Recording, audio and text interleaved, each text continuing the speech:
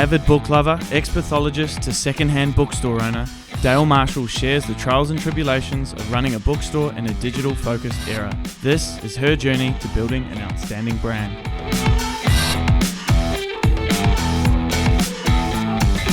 I came here about 7.5 years ago and bought the Marriott's bookstore. It was already a going concern, a business, and I decided that I couldn't stand to see the books all go because they couldn't find another owner. And I said to my husband, do you think that we could buy the store? And he said, yes, I think we could. Brilliant. And tell me a bit of a history before that, sort of 7 years ago. Why books? Have you always been an avid book lover? I have always been an avid reader, yes. From the time I was really small. My grandmother used to pass on her books to me, and my mum used to bring me home the little readers, the girls' readers. And after that, I think I read my way through the whole of the Pine Rivers Library. And then now I've come here, I've been able to spread out and read a lot of genres that I wouldn't normally read. Take yourself back 7 years ago. You must have been looking for businesses, was it? Or was it just you happened to come across a bookstore? Do you have an entrepreneurial background or business background? I don't have a business background. It was kind of throwing myself in at the deep end. We had looked around at Mary Ryan's bookstores, and we also had looked at newsagents, and this was fairly serendipitous. It just became available at the time that we were looking. That's great. And was there a turning point where you decided, I'm going to start to look for businesses?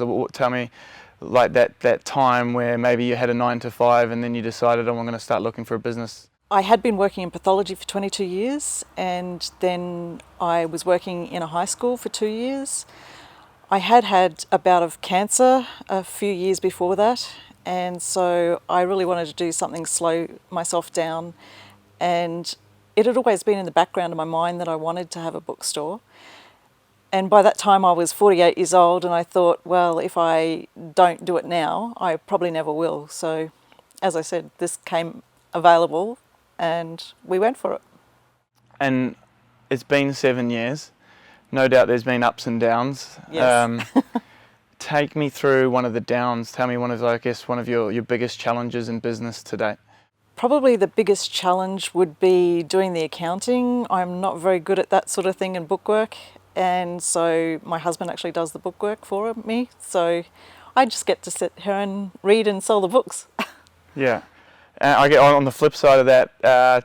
Tell us a little bit about the positive side of the business. Like, what are some of the biggest ups that you've had? When I first bought the store, and people thought that we were going to not have a bookstore in this area, and then it was going to be closed down. People came up to me when I bought it, and we started setting things up and just giving me a hug and saying, thank goodness that you're going to still be here. Thank goodness somebody has bought the business. Oh, that's amazing. So, yeah, that made me feel really good. Pretty special. And tell me a little about those people. What are your typical, it's a second-hand bookstore. Yes. You're operating in currently, I guess, a market that a lot of things are going digital. Yes. Tell us about the types of readers that you do get in here and what type of books do they buy or are interested in? Probably the readership here in this area is maybe 45s and over. I still do get a lot of children in and people coming in for children's books, sometimes for the older classic children's, so it's a bit of a nostalgia trip for the adults. I guess you get a range. I've seen that you've had business books, you've got non-fiction, fiction. I guess. I think we cover all the genres. Yeah. Yeah. I really aim to have something for everybody. That's great. And your customer, you have some good ones. I'm sure you have some bad ones. Have there ever been any nightmare customers that you've ever had? One, he came in because we're an exchange. If somebody brings a book in for exchange, they go through, select the books that they want to exchange for them, and I'd never put anything away before that, and it's a done deal once they walk out the door. This fellow came back a week later and he'd changed his mind and he wanted his books back, and I can't remember what he brought in, and he was getting very obstropolous and fairly angry, and what you just have to do in those sort of situations is just remain calm and talk to people gently and then resolve the issues that way. Yeah, nothing comes about by escalating the situation. Yeah. And I guess then, looking on those, have you ever had a sale that just got you super excited or made you go home and just feel like, oh, this is why I do what I do?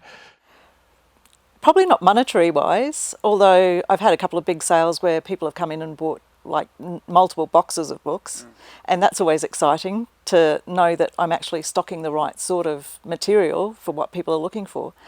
But I think probably the best sale is when people have been looking for a book for, say, months and months or even years, and they come into the store and find that holy grail that they've been looking for forever, and just the excitement and the look on their face when they come to the counter, that's what floats my boat. That's what makes me really happy.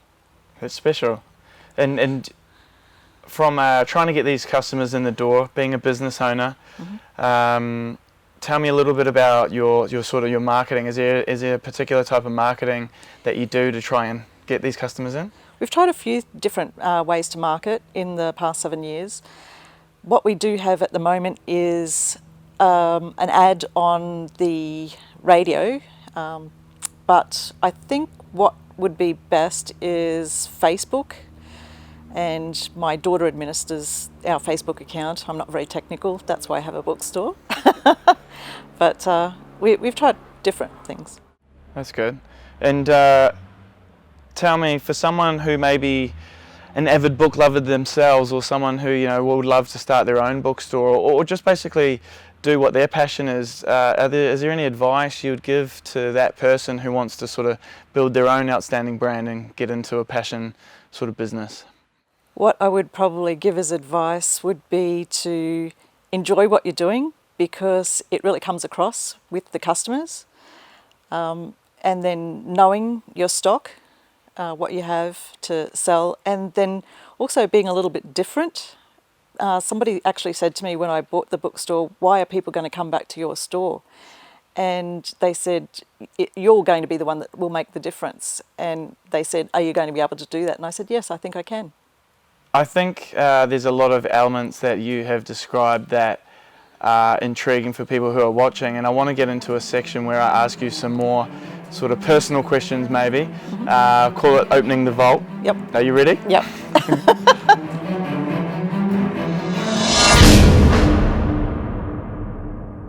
Who is the number one person who inspired you to start your business?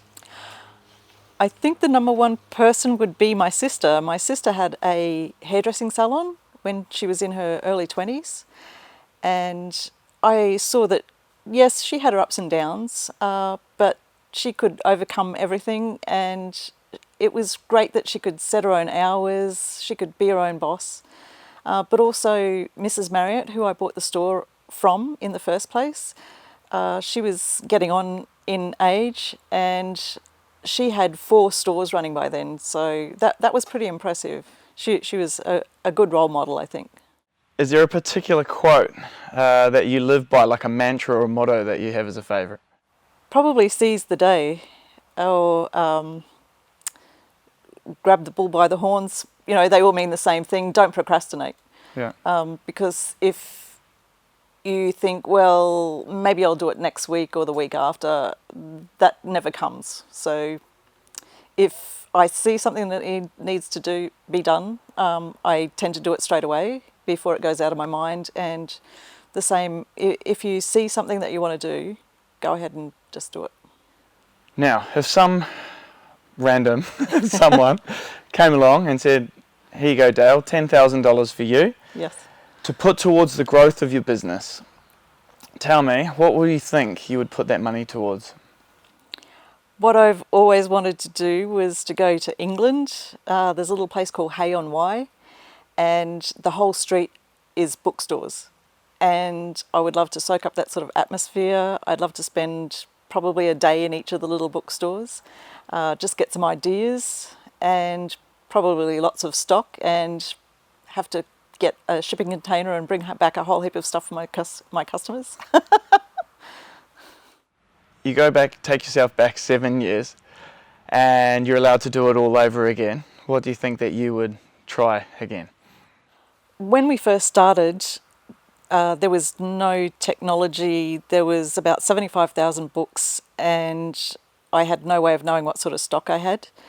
Apart from ploughing through the whole lot myself, we tried to start setting up a bit of a database. We bought something fairly cheap to start with, and within the first 3 months, it was basically at its limit. So we invested in another one, which has been a lot better over the last 7 years, but it needs updating now. So I would say I would spend the money to start with, setting up that first database. Well, I really appreciate you giving me a better look into how your journey onto building this outstanding brand. You've done an amazing job. The bookstore is it almost takes me back to when I was a child, of when I used to go to the library, and it just has an authentic feel about it. It's not stale. It's not this modern sort of Apple feel. It's like you want to indulge and sit down and just read and take yourself away. So credit to you. We're come to a section now where I call it the Make It Happen.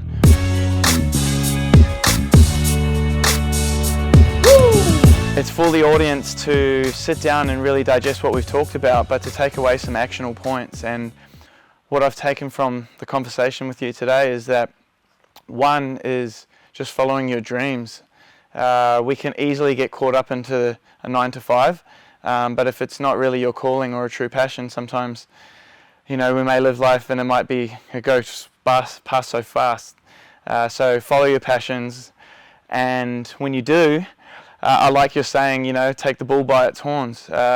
Just do things and don't procrastinate. So really one actionable item is kind of combining the two of those into one and just saying, just do what you want to do and do it now. Life's not a dress rehearsal. That's it. Dale, thank you so much for giving the opportunity to talk to you and for you to share your story. This is a beautiful bookstore. It takes me back to when I used to go to school, run around in the library as a youngster, and just have that authentic feel. I can pretty much assure that anyone who does like books, I know that they would love to come here and just be taken away for a moment, and you've done an amazing job of sort of capturing that authenticity and providing an atmosphere of relaxation and almost just a place for you to sort of get lost. And I guess for the audience who is wondering, where is this place, or where do I come to, or how do I contact you, how do they do that? Okay, we're at 11 Paisley Drive, Launton, and you can go to our website at launtonbooks.com.au. Thank you for joining us in this episode. I hope you enjoyed it. Please like, subscribe and share, and ensure that you keep your eyes peeled for more of these to come.